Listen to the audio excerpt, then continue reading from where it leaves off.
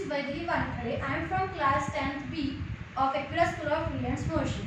I will explain you the topic of biology of lesson life processes, that is the nutrition in human beings. Nutrition takes place, the process of nutrition takes place in the alimentary canal. Alimentary canal is a long tube extending from the mouth to the anus. We know that we eat various types of food and it need to be converted into the small and the same texture, and it is done by the crushing of food by the teeth. In our mouth there is this fluid like substance that is a saliva.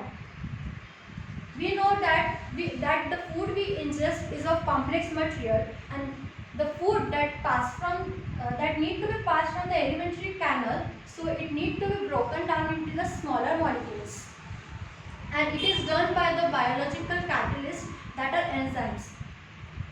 Saliva contains the enzyme that is the salivary amylase, which convert the starch, which is the complex molecule, into a simple sugar. In the mouth, the food is mixed with the saliva. Food is with the help of the muscular tongue. Then it is necessary to process the food. Here is the food that is passed from here, and it is necessary the food is need to be passed in a regulated manner so that it can reach to each part of the body, each part of the alimentary canal properly. In the lining here, muscles contract rhythmically so that the food push forward in the stomach, and that peristaltic movements occur all along the gut. Then from the mouth the food is enter in the stomach from the esophagus or the food pipe. Esophagus or the food pipe. Then here they present the digestive enzymes. The gastric gland secretes the enzymes. There are three types of enzymes present in the stomach, that is hydrochloric acid and the protein digesting enzyme pepsin and mucus. And what does hydrochloric acid does? Hydrochloric acid creates an acidic medium for the pepsin enzyme pepsin to act. The mucus protects the inner lining of stomach from the action of the acids. Then after digestion in the stomach, the food is passed from stomach to the small intestine by a muscle sphincter. A small intestine is the largest part of the alimentary canal. It is fitted in the compact space because of the extensive volume. In the small intestine, the complete digestion takes place of carbohydrates, proteins and fats.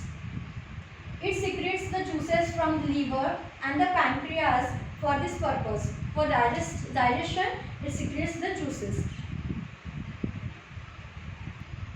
Guys, we all know that the food that comes from the stomach is acidic, and it needs to be made alkaline for the pancreatic juices to act.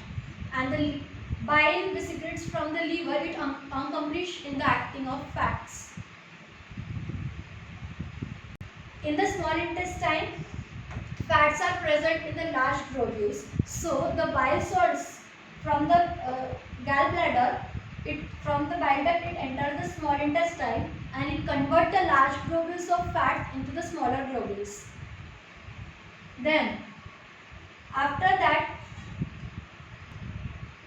pancreatic enzymes are trypsin, which helps in the digestion of proteins, and it also contains one enzyme, that is the lipase, which acts on the emulsifies fats. Then after secretion of pancreatic juices and liver bile juices, then it is complete digestion of carbohydrates is taken place into the glucose, proteins into amino acids, and fat into fatty acid and glycerol.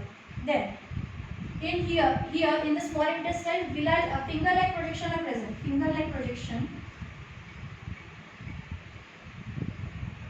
Villi are present in the small intestine, which increase the surface area for absorption. Here the food is absorbed.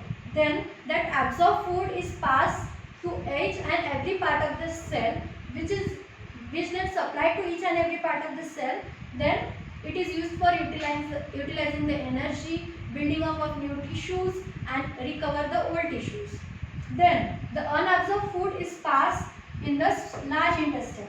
Here in the large intestine, the more water is absorbed from that food, and after all absorption, the food is then passed into the anus. The unwanted food is passed into the anus and it removed from the anus sphincter.